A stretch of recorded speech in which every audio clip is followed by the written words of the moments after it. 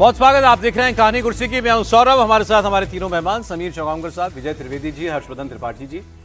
Trump की धमकियों के बीच प्रधानमंत्री मोदी अमेरिका की यात्रा पर जा सकते हैं। खबर है कि अगले महीने प्राइम मिनिस्टर नरेंद्र मोदी संयुक्त राष्ट्र महासभा को संबोधित करेंगे। अब उनकी इस दौरान डोनाल्ड ट्रंप से मुलाकात हो भी सकती है। ट्रंप बार बार लगातार भारत पाकिस्तान युद्ध रुकवाने का क्रेडिट ले रहे हैं। मोदी उन्हें कह चुके हैं कि इसमें किसी तीसरे देश का रोल नहीं था, लेकिन ट्रंप हैं कि मानते नहीं।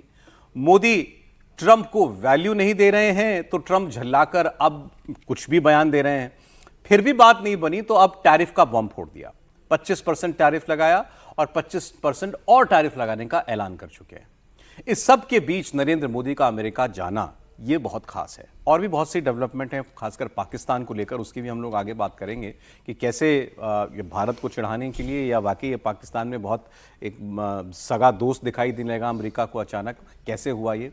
लेकिन अमेरिका जाने से पहले मोदी इसी महीने के अंतिम आखिर में चीन भी जाएंगे, जहां वो SCO समिट में शिरकत करेंगे, शी जिनपिंग से मुलाकात करेंगे। तो इसलिए ट्रंप के लिए भी अब चुनौतियां खड़ी हो रही हैं। देखना होगा कि अगले महीने जब प्रधानमंत्री अमेरिका जाते हैं तो राष्ट्रपति ट्रंप से उनकी मीटिंग होती है या नहीं। अगर ये मुलाकात हुई तो फिर कोशिश रहेगी भारत की कि इन रिश्तों में जो तल्खी आई है इसको किसी तरीके से दूर किया जाए। कहने वाले तो यहाँ तक कह रहे हैं कि ये 1971 जब अमेरिका ने भारत के खिलाफ 7वां बेड़ा भेज दिया था युद्ध में, उसके बाद से शायद सबसे जो हमारे रिश्ते हैं अपने मिनिमम लोवेस्ट स्तर पर जो है इस वक्त दिखाई दे रहे हैं, या कम से कम उस वक्त जाते हुए दिखाई दे रहे हैं। अब एक प्रतिनिधिमंडल उनका ट्रेड टॉक्स के लिए भी आने वाला है इस महीने। अभी तक मना कर दिया, अब वो औपचारिक तौर पर हो गया, मना कर दिया ट्रंप ने कि जब तक ट्रेड पर डिसीजन नहीं होगा बैठक नहीं होगी। या लेकिन कभी कोई भारत से ही बयान आया था, मतलब सरकार में से कि मतलब वो डेलीगेशन अभी तक कोई फाइनल ऐसा नहीं हुआ, कंफर्मेशन नहीं हुआ। ट्रंप ने कह दिया था कि हम कोई बात नहीं। ये बात सही है आपकी कि उन्होंने ट्रंप ने कहा था कि जब तक टैरिफ का मुद्दे पर फाइनल नहीं इस तरह से नहीं हुआ कि क्लोज हो गया हो कि भाई नहीं आएंगे, ऐसा नहीं है। ये बात हुई कि ट्रंप ने भी कहा कि हम नहीं करेंगे। अब इस बीच प्रधानमंत्री का अमेरिका जाना, क्या उम्मीदें कर सकते हैं इस दौरे से, विजय जी? ये बात ठीक है कि इस समय हम लॉयस एक तरह से उस पर है रिलेशनशिप के लेवल पर, और वहाँ जाने से पहले SCO की बैठक में क्या होता है ना, वो बहुत महत्वपूर्ण है। ट्रंप साहब का तो भरोसा नहीं ना, वो SCO की बैठक में क्या हो उससे भी नाराज हो जाए। तो वहाँ किस तरह से होता है और क्या बायलैटरल मीटिंग वहाँ पर होती है UNGA की मीटिंग के साथ साथ में साइड लाइन्स पर, वो भी महत्वपूर्ण है। लेकिन क्या उससे पहले जो अभी हमारे बैक चैनल्स होते हैं उस पर कोई इस तरह की एक्सरसाइज हो रही है? फिलहाल वो मुझे नहीं दिख रही। लेकिन जो SCO की बैठक में कुछ निकल कर आएगा भारत चीन के रिश्तों को लेकर, बिजनेस को लेकर, ट्रेड को लेकर, उससे सितंबर की बैठक का माहौल तय होगा। और बहुत आसान नहीं है, क्योंकि ट्रंप साहब जिस तरह के मूड में हैं और जिस तरह से वो नाराज़गी दिखा रहे हैं, क्योंकि ये डिप्लोमेटिक रिलेशनशिप में ऐसी नाराज़गी मैं कम देखता हूँ कि कभी हो औपचारिक तौर पर। लेकिन वो जिस तरह से दिख रहे हैं, नाराज क्यों है ये तो हमें पता हो। नहीं, वो तो उनको भी नहीं पता, वो अलग मुद्दा है। अभी मोदी जाए उसके पहले सबसे बड़ी नजर और दुनिया की एक नजर अभी अलास्का में जो ट्रंप और पुतिन की बैठक होगी 15 अगस्त को, उसके ऊपर भी दुनिया की नजर है कि उस बैठक में क्या होता है। क्या ट्रंप और पुतिन सहमति पर आते हैं युद्ध रुकने के लिए? क्या ट्रंप की बात मान के पुतिन यूक्रेन से युद्ध विराम की घोषणा करते हैं? उसके बाद क्या दोनों के देशों के बीच कोई नई स्थिति होती है? उसके बाद प्रधानमंत्री मोदी चाइना के दौरे पे जाने वाले हैं मंथ के एंड में, तो क्या वहाँ शी जिनपिंग के साथ प्रधानमंत्री मोदी की द्विपक्षीय वार्ता होती है कि नया ट्रेड डील डिक्लेयर होती है? और क्या उसके पहले रूस, चाइना और भारत का कोई त्रिकोण बनता है? क्योंकि वो तो 9 सितंबर से संयुक्त महासभा का कार्य शुरू होने वाला है अमेरिका में, वो 23-24 तारीख तक चलने वाला है। तो प्रधानमंत्री मोदी अमेरिका में जाएंगे, उसके पहले वर्ल्ड में कई वर्ल्ड लीडर्स की बड़ी बैठक वाली मीटिंग कब होनी सर? 15 अगस्त को। 15 वो तो 15 पुतिन अगस्त और को उनके बैठक बीच होगी। में है ना, पुतिन और हाँ, ट्रंप दोनों के के बीच बीच में। लेकिन अगर उनके बीच में समझौता हो जाता है, पुतिन तैयार हो जाते हैं युद्ध विराम रोकने के लिए, युद्ध करने के लिए यूक्रेन से, तो मुझे लगता है कि एक नया डेवलपमेंट होगा वर्ल्ड की राजनीति। कम से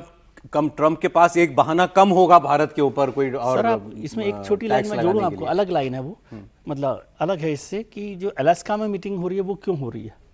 पुतिन और कहीं भी हो सकती थी ना, मॉस्को में भी हो सकती थी, क्रेमलिन में भी हो सकती थी, या वाशिंगटन में भी हो सकती थी, लेकिन अलास्का इसलिए चुना गया क्योंकि अमेरिका की तरफ से पुतिन साहब जो हैं वो इंटरनेशनल क्रिमिनल, वो हैं war criminal, international war criminal हैं, और उनको अरेस्ट किया जा सकता है। अलास्का केवल ऐसी जगह है जहाँ पर ये जो नियम है यूनाइटेड नेशंस का और US का, वो लागू नहीं होता है। तो मतलब उनकी गिरफ्तारी से बचने के लिए कि कोई भी आशंका नहीं हो, क्योंकि ट्रंप साहब पर भरोसा नहीं करते, इसलिए पुतिन ने ये तय किया यदि आपको अलास्का का हिस्ट्री ध्यान हो तो अलास्का पहले रूस का हिस्सा था और फिर उसे बेचकर अमेरिका को दिया गया 40 करोड़। हाँ, तो $40 मिलियन में। और वो तो खैर पुरानी बात होगी, लेकिन वहाँ पर केवल ये यूएस का जो लॉ है इंटरनेशनल वॉर क्रिमिनल का, उसमें जो अरेस्ट हो सकती है उससे बचते हैं। तो इसलिए भी इस जगह को तय किया गया। तो आप समझिए कि कोई रिलेशनशिप वहाँ पर भी पुतिन और ट्रंप साहब की कोई दोस्ती की मीटिंग नहीं हो रही है, एक इंटरनेशनल डिप्लोमेटिक रिलेशनशिप पर बैठक हो रही है, लेकिन ये टेंशन भी वहाँ पर बना हुआ है। इसको भी ध्यान रखिए, मद्देनजर रखने की बात है। लेकिन प्राइम मिनिस्टर अगर जाएंगे UNGA के लिए, न्यूयॉर्क जाएंगे अगर, हर्षवर्धन जी, क्या इसमें अभी कोई ऐसे आसार दिख रहे हैं कि वहाँ उनकी और ट्रंप की मुलाकात हो? नहीं, मुझे बिल्कुल लगता है कि मुलाकात होगी। इसलिए होगी कि क्योंकि अब कोई और रास्ता बचा नहीं है। ट्रंप ने वो सारे दरवाजे बंद किए हैं, दरवाजा खोलना अब ट्रंप को है। और एक तरह से कहें तो जो डोनाल्ड ट्रंप की शैली है, जो उनकी आदत है कि वो ये चाहते हैं कि state head to state head बात हो, वो उन्होंने कर दिया, मैंने सारा काम कर दिया, ये इस तरह से वो प्रस्तुत करते हैं। और ऐसे में जब प्रधानमंत्री नरेंद्र मोदी किसी भी और मसले पर बिल्कुल झुकने को तैयार नहीं है, एग्रीकल्चरल और डेयरी के इशू पर भारत के सेक्टर को बिल्कुल खोलने को तैयार नहीं। और अभी तो शिवराज सिंह चौहान का वो बड़ा वीडियो वायरल हो रहा है जिसमें बता रहे हैं कि हमारे यहाँ तो 1 से 3 एकड़ का किसान है, उनके यहाँ 500,000 एकड़ का किसान है, कहाँ हम लड़ पाएंगे उनसे, तो हम अपना किसान बचाएंगे। और मोदी जी जो कर रहे हैं उसके लिए सब आए थे प्रशंसा करने, उनको साधुवाद देने, बधाई देने। अब ट्रंप के लिए एक तरह से कहें तो ये रास्ता दो तरह से होगा। एक तो पहला, चाइना की जो 90 डेज की जो मोहलत है उसके बीच में चीन से क्या कोई बहुत अच्छा समझौता बन जाएगा? अगर बन गया तो आप भारत पर दबाव ज्यादा बनता हुआ देखेंगे। तब ट्रंप को लगेगा कि एक बड़ा मार्केट उनकी कंपनी के लिहाज से अनुकूल वो उनके पास पहले से आ गया। अगर वो नहीं बनता है और इसी तरह से बनता रहता है तो वो चाहेंगे कि भारत के बाजार के लिहाज से तैयारी हो जाए। और तब ये जो नरेंद्र मोदी की विजिट है उसमें ट्रंप और मोदी के मिलने की संभावना बढ़ेगी। और मेरा बड़ा स्पष्ट मानना है कि भले ये सब बहुत एक्सट्रीम पर जाता हुआ दिख रहा है, लेकिन अमेरिका के पास भी कोई और विकल्प नहीं है। भारत के साथ अगले 2 से 3 महीने में, या कह दें कि जितना समय लगे, क्योंकि ट्रंप का कोई अनुमान नहीं लग सकता, उतने में एक ट्रेड डील होती हुई दिखेगी और दोनों को लगेगा कि हाँ, बैठकर बात करनी ही पड़ेगी। देखिए, व्यापार वाला मामला तो ठीक है, चलिए, यदि पाकिस्तान भी रहेगा, मैं वही कह रहा हूं कि व्यापार वाला मामला तो हमारे उनके बीच का है, ऊपर नीचे होगा, कहीं हम झुक सकते हैं, कहीं आप अमेरिका से उम्मीद कर सकते हैं कि वो कुछ ग्रांट वो पीछे हट जाए। लेकिन जब जहां पाकिस्तान का सवाल आ जाएगा तो वो तो हमारी ऐसी रेड लाइन है ना, जो जिसमें कोई छूट नहीं है। पाकिस्तान के साथ तो हम किसी भी तरह का कोई रिश्ता रखने वाले भी नहीं है और ट्रंप को भी ये पता है। हाँ, नहीं, हम नहीं रखेंगे। ट्रंप जिस किस्म के रिश्ते अगर बना रहे हैं, ट्रंप ये बनाएंगे तो उनको ये बहुत अच्छे से पता चल गया कि अब तो मामला पीछे जाने वाला नहीं। ट्रंप की ये सारी कोशिश ही उसके बाद शुरू हुई। और देखिए, ध्यान से देखिए तो ठीक है, अब चूंकि डिबेट में या पक्ष विपक्ष की लड़ाई में अलग बात है, वरना नरेंद्र मोदी ने कितने चतुर सुजान राजनेता की तरह व्यवहार किया। वरना सोचिए, कनाडा में वो तो राष्ट्रपति ट्रंप का फोन आता है कि आ जाओ भाई, दुनिया का कौन नेता है जो मना कर देगा, और वो जाते, लेकिन उनको पता था कि वहां वो क्या साजिश करने वाले हैं, कि कितनी बड़ी एक तरह से भारत को उन्होंने कितने बड़े एम्बैरेसमेंट, सिर्फ मोदी का थोड़ी नहीं होता, वो तो भारत का था। फिर लगातार उनकी जो कोशिश कि भैया हमको शांति पुरस्कार के लिए कर दो, वो नहीं किया। तो असली जो खुन्नस है वो ट्रंप की दूसरी है। अब क्या उस खुन्नस को ट्रंप बहुत आगे ले जाना चाहते हैं, जहां तक ले गए उससे भी आगे, ये बड़ा सवाल है।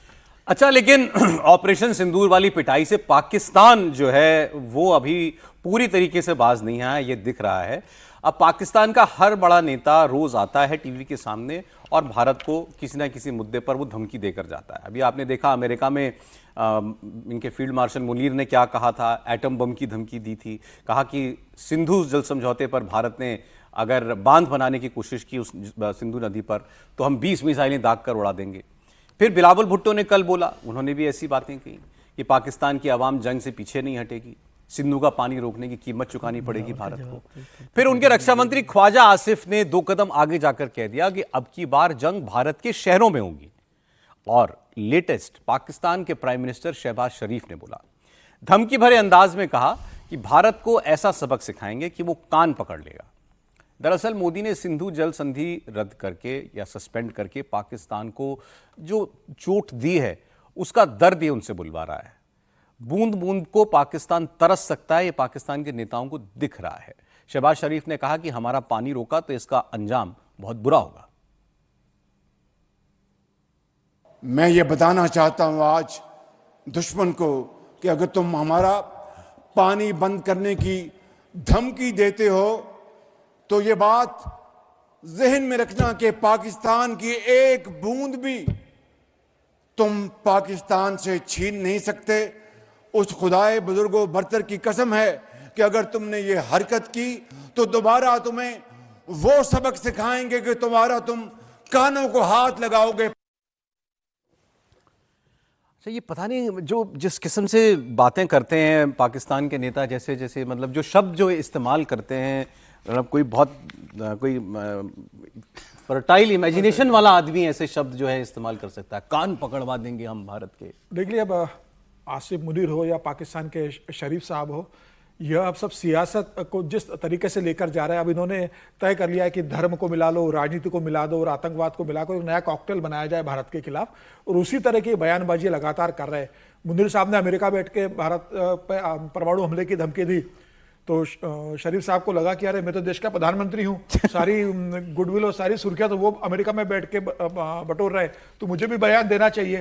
तो उन्होंने भी फिर हमें अब पाकिस्तान में बैठकर बयान दिया है कि भाई अगर हमारा पानी आप लोग लोगे तो हम खून की नदियां बहा देंगे, हम इसका हिसाब लेंगे। पाकिस्तान इस बात को जानता है कि आज भारत किस स्टेज पे हो, जो प्रधानमंत्री मोदी वो कहते हैं वो करके दिखाते हैं, और इस तरीके से गिदड़ भटकियों से भारत को कोई फर्क नहीं पड़ने वाला। लेकिन पाकिस्तान को अब इस बात से थोड़ी राहत जरूर मिल रही है कि जो भारत और अमेरिका के जो संबंध बहुत अच्छे हुआ करते थे उस समय, आज उस संबंध में थोड़ी सी कड़वाहट, जो दूरी आई है, उसका फायदा अमेरिका, उसका पूरा फायदा पाकिस्तान उठाने की कोशिश कर रहा है।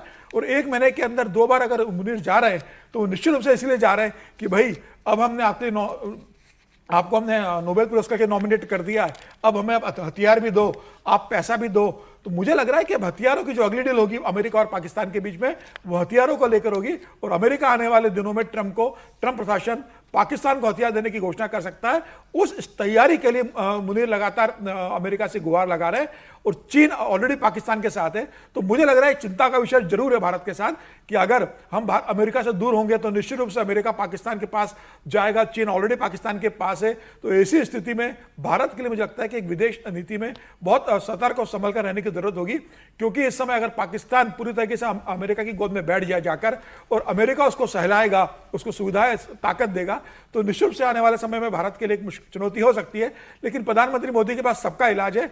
पाकिस्तान चाहे अमेरिका के पास जाकर बैठे, चाहे शी जिनपिंग के जाकर बैठ जाए, मोदी ने अगर तय कर लिया है तो उन्होंने अगर पानी बंद किया है तो पाकिस्तान को उसका परिणाम भुगतना पड़ेगा। सर, लेकिन अभी तक आपने कल भी इसकी चर्चा की थी कि क्या पाकिस्तान, चाइना, अमेरिका दोनों को अभी तक साथ लेकर चलने में कामयाब दिखाई दे रहा है? मुझे लगता है। ठीक है। और वो इसलिए क्योंकि पाकिस्तान नहीं लेके जा रहा। आप इस तरह से पाकिस्तान को क्रेडिट दे रहे हैं, दरअसल चाइना और अमेरिका दोनों के इंटरेस्ट पाकिस्तान के साथ जुड़े हुए हैं। पाकिस्तान पर चाइना ने तो मोटे तौर पे कब्जा ही कर लिया एक तरह से, और अमेरिका के जो स्ट्रेटेजिक इंटरेस्ट हैं वो वहाँ पे पाकिस्तान से जुड़े हुए हैं। इसलिए पाकिस्तान ने कोई मैनेज कर लिया हो ऐसा नहीं है, पाकिस्तान पर दोनों का एक कब्जा हो गया जिसको वो छुड़ा भी नहीं सकता, वो स्थिति है। शहबाज शरीफ सर कह रहे हैं तो मुझे वो ये बात याद आई कि मन के लड्डू थोड़े क्यों और थोड़े हो तो फीके क्यों, कुछ भी बोलिए, कान पकड़ लीजिए। अभी तो उनको पता नहीं कि वहाँ पर मुनीर साहब कान पकड़ेंगे कि शहबाज शरीफ कान पकड़ेंगे, आपस में ही नहीं पता है। क्योंकि जिस तरह से मुनीर साहब ट्रंप साहब की गोदी में बैठे हुए हैं, तो उससे तो शहबाज साहब को प्रधानमंत्री से ज़्यादा चिंता उनकी करनी चाहिए कि मुनीर साहब क्या कर रहे हैं और कहाँ ले जाएंगे। वो मुश्किल है, ये बातें चलती रहती है। एक चीज़ मैं बता रहा हूँ यूएनजीए का, यूएनजीए में क्या होता है कि अल्फ़ाबेटिकली नेशंस एड्रेस होता है।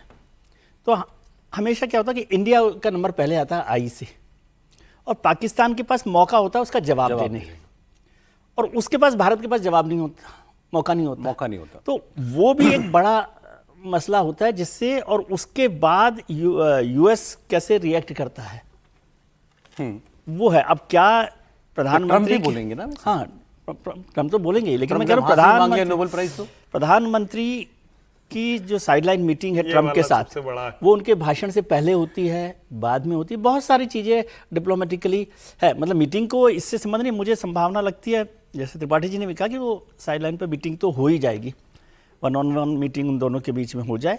लेकिन पाकिस्तान वहाँ पर कैसे रिएक्ट करता है, और अक्सर मैं, क्योंकि मैं कई बार वहाँ पर गया यूएनजीए की मीटिंग में, और वो यही होता है कि वो पाकिस्तान इंडिया के बाद में बोलता है और फिर उसके पास खुला खेल होता है। तो वहाँ तो शहबाज शरीफ ही जाएंगे सर, या वहाँ भी मुनीर जाएगा? शहबाज शरीफ ही जाएंगे, अभी तक तो वो हैं। अब वो नॉमिनेट कर दें मुनीर साहब को तो अलग बात है कि भाई वो मेरी तरफ से रिप्रेजेंट, क्योंकि मोदी कोई साहब भी कोट पहन के भी जा सकते हैं। कोई भी रिप्रेजेंट कर सकता है उनको, वर्दी उस दिन ऐसा नहीं नहीं है। यहाँ से भी होता है कई बार कि प्रधानमंत्री के बजाय विदेश मंत्री चले जाते हैं, कोई उसमें ऐसा कानून नहीं सुषमा है। जी गई थी। हाँ, लेकिन आपको हैरानी नहीं हुई कि जो मुनीर ने वहां जाकर न्यूक्लियर थ्रेट दिया, और केवल भारत को नहीं, वो आधी दुनिया को उन्होंने कहा मैं ले डूबूंगा, कोई रिएक्शन नहीं आया अमेरिका से इसका?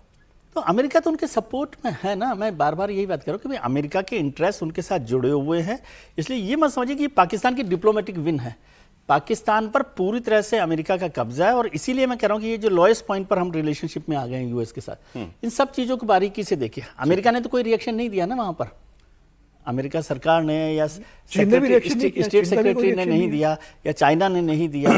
तो वो बहुत सारी चीज़ें, और चाइना का तो मैंने आपको पहले भी बताया था कि जब एससीओ की मीटिंग हो रही थी, हमारे रक्षा मंत्री जी वहाँ मौजूद थे, तो चाइना, बांग्लादेश और पाकिस्तान की मीटिंग हो रही है। ठीक, तो बहुत सारे कॉम्प्लिकेशंस हैं। अब आपको एक ऐसी जंग की खबर बताता हूं जिसका पॉलिटिकल फॉलआउट भारत में हो गया। जंग चल रही है गाजा में, दूसरी शुरू हो गई भारत में। हम बम बारूद वाली जंग की बात नहीं कर रहे, यहां जुबानी जंग चल गई। दरअसल कांग्रेस पार्टी की सांसद प्रियंका गांधी ने गाजा में नरसंहार का आरोप लगाते हुए इजरायल पर एक ट्वीट किया। इसके जवाब में भारत में इजरायल के राजदूत र्यूबेन अजार, उन्होंने प्रियंका गांधी को बहुत तीखे अंदाज में जवाब दे दिया। उन्होंने प्रियंका गांधी के पोस्ट पर जवाब देते हुए लिखा कि गाजा में नरसंहार नहीं, हमास के आतंकवादियों का खात्मा हुआ है। प्रियंका गांधी ने गाजा पर भारत सरकार की चुप्पी को शर्मनाक बताया, तो इजरायल के राजदूत ने जवाब में कहा कि आपका धोखेबाज रवैया वो शर्मनाक है। ये सारा युद्ध सोशल मीडिया पर चला। एक्स पर प्रियंका गांधी को भारत में इजरायली राजदूत ने जवाब दिया, और अब प्रियंका गांधी के पक्ष में विपक्षी सांसद खड़े हो गए। उनकी अपनी पार्टी तो खड़ी है ही, और इसमें भारत सरकार को लपेटा जा रहा है कि क्या जो इजरायल के राजदूत ने कहा सीधे भारत की एक सांसद को, क्या उनका कॉन्फिडेंस इस बात से आता है कि इस पर भारत सरकार कोई आपत्ति नहीं करेगी? क्या एक राजदूत देश की किसी राजनीतिक व्यक्ति की पॉलिटिकल टिप्पणी पर कमेंट कर सकता है जैसा उन्होंने किया? और क्या भारत सरकार को कुछ इस पर एक एक्शन लेना चाहिए, या इजरायली राजदूत को कोई संदेश जो है कन्वे करना चाहिए? ये सवाल फिलहाल पूछे जा रहे हैं। त्रिपाठी जी। नहीं, मुझे लगता है कि सबसे पहले तो ये क्या प्रियंका गांधी वाड्रा ने जो व्यवहार किया है वो व्यवहार उनको करना चाहिए क्या?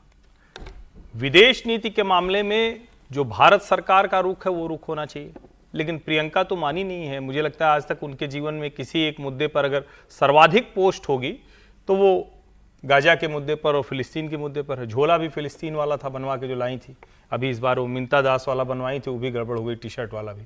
तो मैंने तो पहले ही कहा था, सत्र के समय कहा था कि कांग्रेस पार्टी राजनीतिक दल ना होकर वो छापाखाना बन गई है कि आज टी शर्ट छपवा लेंगे, कल झोला छपवा लेंगे, फिर कैप छपवा लेंगे। सवाल ये है कि क्या दो देशों के बीच में जब ये स्थिति है तो हमारे देश के किसी भी सांसद को ऐसी टिप्पणी करनी चाहिए कि वो नरसंहार कर रहा है? या आप एक किसी फोरम पर होते हैं अलग बात है, और जब आप पब्लिकली कहते हैं तो क्या उस देश का राजदूत अपने देश का पक्ष नहीं रखेगा? ये बड़ी ब्लर लाइन है, इसको अगर तोड़ने की कोशिश होगी तो फिर हर जगह ये मुश्किल आ जाएगी। और मेरा ये मानना है स्पष्ट तौर पर कि इसमें हमारे देश के सांसदों को भी बचना चाहिए। जब कहीं द्विपक्षीय मसला है, दो देशों के बीच का मसला है, तो आपको ये टिप्पणी करने से बचना चाहिए।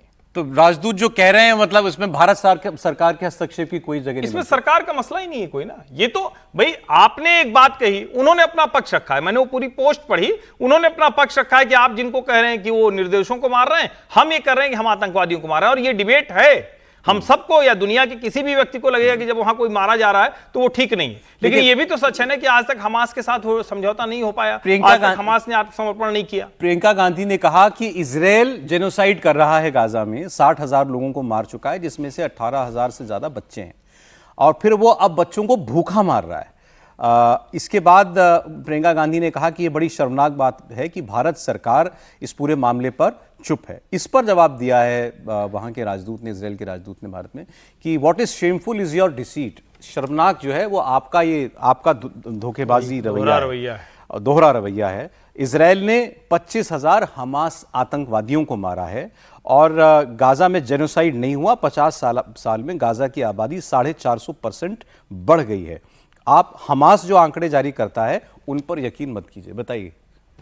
देखिए, मुझे लगता है कि इजरायल ने इसमें कोई दो राय नहीं कि आतंकवादियों को मारने का काम किया, लेकिन उसके बाद जिस तरीके से वहाँ स्थितियां बनी है, जो वीडियोस आ रहे हैं कि बच्चे भूख से मर रहे हैं वहाँ, खाना नहीं पहुंच पा रहा है। ये मुझे लगता है चिंता का कंसर्न होना चाहिए।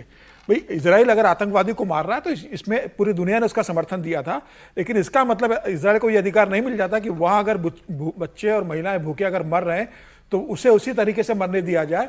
मुझे लग रहा है कि दुनिया को इस दिशा में देखने की जरूरत है मानवता के नाते।